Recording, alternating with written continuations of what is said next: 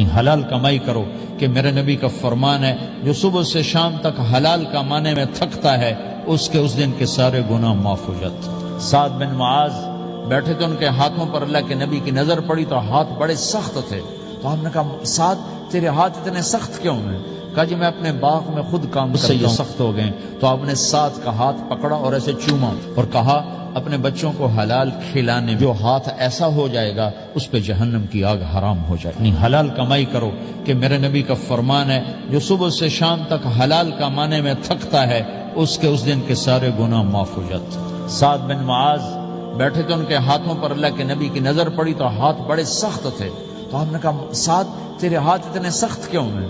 کہا جی میں اپنے باغ میں خود کام کرتا ہوں، یہ سخت ہو گئے۔ تو آپ نے سعد کا ہاتھ پکڑا اور ایسے چوما اور کہا اپنے بچوں کو حلال کھلانے، جو ہاتھ ایسا ہو جائے گا اس پہ جہنم کی آگ حرام ہو جائے گی۔